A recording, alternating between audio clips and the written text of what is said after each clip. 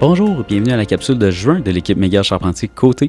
On vous commence sans plus tarder avec le pessimisme dans le marché. On vous en a parlé le mois passé en fait, et puis on voit que le pessimisme est toujours là, un petit peu moins pire que le mois passé.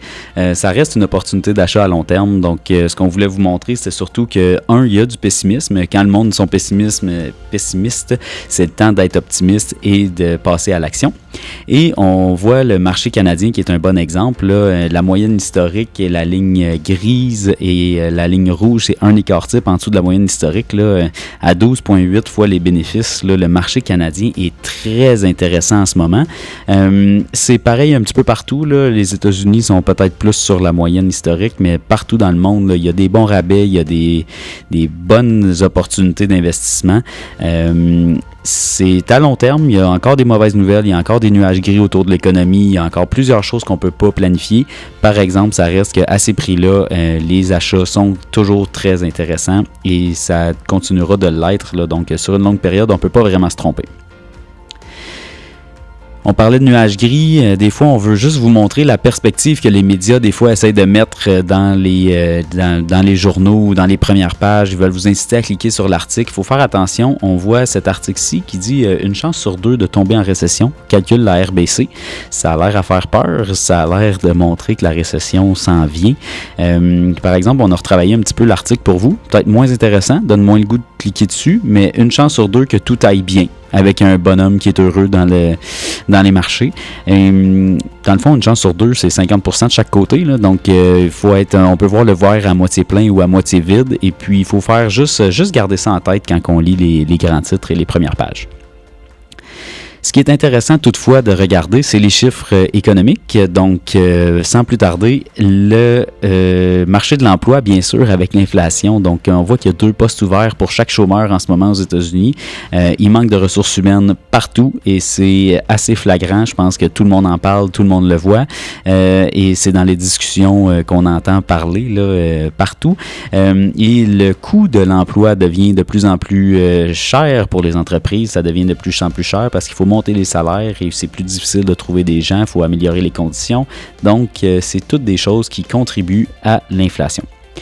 Toutefois, si on regarde, les revenus augmentent, mais si on l'ajuste à l'inflation, la population ne s'enrichit pas en tant que telle. Donc, on voit que les gens ont des plus gros salaires, mais si on ajuste à l'inflation, on est même en dessous des niveaux pré-COVID. Donc, ça, c'est définitivement pas un enrichissement de la population. La plupart des gens ne sont pas plus riches après la pandémie qu'avant, malgré ces augmentations-là. On parlait aussi des gens pendant la pandémie qui arrêtaient de voyager, qui ne faisaient plus d'activités et qui économisaient. Donc, on voyait que les gens économisaient, il y avait beaucoup d'économies dans leur compte de banque. Et c'est vrai, la ligne rouge le montre, là, il y a pas mal plus d'argent dans les comptes de banque des ménages qu'avant la pandémie. Par exemple, ce qu'on peut voir, c'est que dans la ligne bleue, si on ajuste encore une fois pour l'inflation, les comptes de banque ne sont pas vraiment plus garnis. On est juste de retour sur la tendance avant COVID. Donc, c'est comme si toutes les économies qu'on a fait depuis 2 ans se sont faites manger par l'inflation.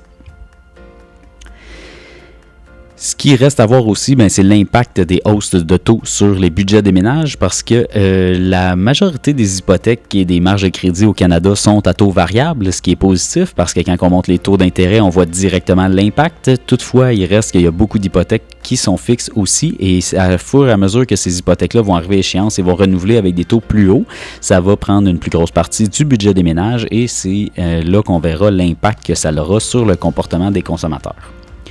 Ce qui reste intéressant de regarder, c'est que les entreprises ont des inventaires très, très, très bas, la ligne rouge sur ce graphique, et ils seront prêts à acheter pour rectifier leurs inventaires. Donc, beaucoup de dépenses dans le marché, ça fait travailler le monde, ça fait que les entreprises font de l'argent, et ça, c'est très positif. Et la ligne bleue, l'intention de dépenses en capital des entreprises est encore là, est à un sommet. Donc, ce qu'on veut, c'est ça, c'est de voir que les propriétaires d'entreprises sont confiants, qu'ils veulent investir dans leurs entreprises. Quand on voit que les investisseurs et les entreprises mettent les freins et qui reculent et qui sont pas prêts à investir, ça, c'est tout le temps un mauvais signe. C'est vraiment pas ça ce qu'on voit en ce moment sur le marché et c'est ce qui est très, très, très encourageant pour nous.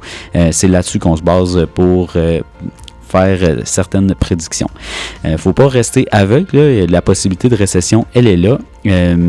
Après ça, on investit à long terme et nos portefeuilles sont prêts pour divers scénarios. C'est le but d'avoir un portefeuille diversifié. On veut pas prendre des paris injustifiés. Et puis, l'avenir sera meilleur. Là. On voit que la fin mai a été très positive à suivre. On suit ça de très près pour vous, voir où est-ce que ça s'en va pour vous. On vous souhaite un bon été et puis au plaisir de vous revoir dans la prochaine capsule. On aura des invités prochainement qui viendront, donc on changera un petit peu la dynamique. À bientôt!